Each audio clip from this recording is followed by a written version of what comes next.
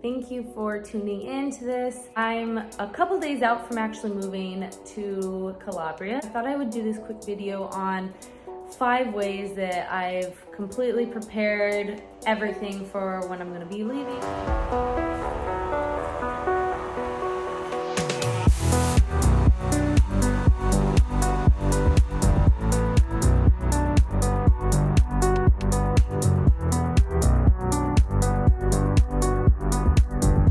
So, just to run through the major components here. The first one is consolidating all of my belongings. This has probably been the hardest step so far. I didn't have a lot of stuff to begin with. I've always been kind of a minimalist person, but it's just really hard. I've narrowed everything down to just a suitcase and a backpack. I know for some people that sounds really extreme, and this is why moving abroad is probably not for everyone. This has definitely been the hardest part. Essentially, I narrowed it down to really crucial toiletry items, my favorite clothes, anything that's like, I just can't get rid of it. Obviously, paperwork, IDs, that sort of thing that are important for me to be using while I'm out there. Otherwise, I really don't have a lot of stuff. I'm serious when I say all I have is what fits in my big suitcase and my backpack. I'm not kidding. Like, that's literally all that I have, and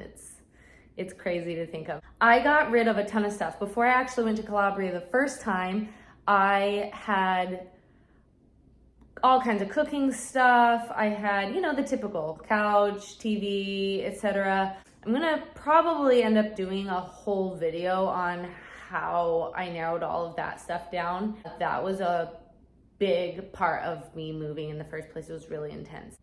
You can pay to ship all your stuff if you want to. I definitely wasn't gonna do that. Anybody that knows me knows I am frugal as they come. Anyway, I narrowed it down all to the basics.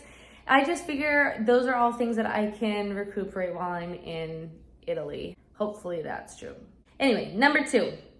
Number 2 is making sure that you have updated IDs, bank cards, licenses, or certificates, or whatever you got to get done, any of those kinds of items. I even updated my phone. That one seems simple, but think about it. If you get out there and your passport expires, it's not a good look. It's gonna be real. Most likely you're not even gonna get a visa if your passport's gonna expire soon. So take care of all that stuff before you even get going. Number 3, canceling subscriptions and just calculating overall living costs. Calabria's cost of living is infinitely smaller than my cost of living here in New York, but it was still really important for me to make sure that I was calculating things well and just making sure that I'm staying within a budget. I still budgeted, even though I'm most certainly going to be clearing plenty while I'm out there. Finances are where people get in a lot of trouble. Moving abroad is not cheap, and so I just suggest making sure that you have plenty of money set up before you even get out there. That way you're set if something does happen, or worst case scenario, you have to come back to your home country for whatever reason.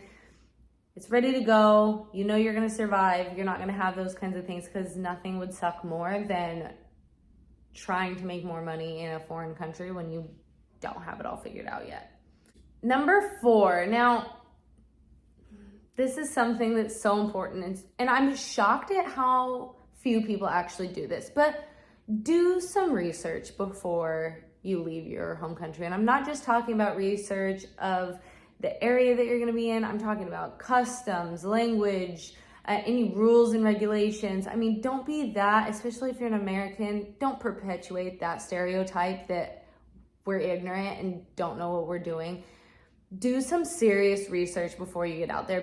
I say that lightheartedly, but that is a stereotype that is perpetuated a lot of the time. And even some of the Americans that I've met abroad, I'm like, come on, y'all. Get it together. Seriously, get it together for the sake of all of us, please, Lord. Even me coming from an Italian-American family, and even though we're several generations removed, I'm kind of familiar with certain customs and things, but I was still very culture shocked when I got to Calabria.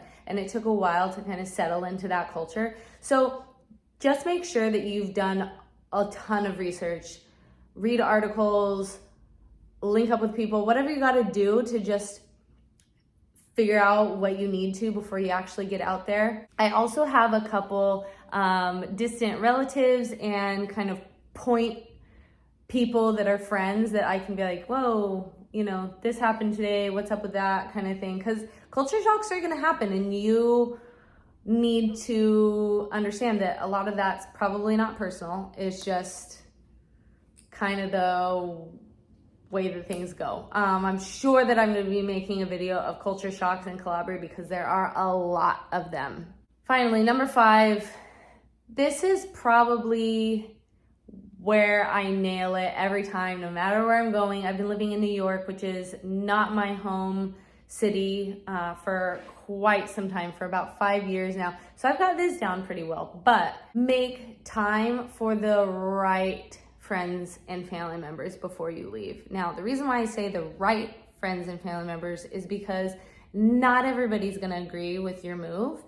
I would even say go ahead and nix a couple of those people out while you're at it.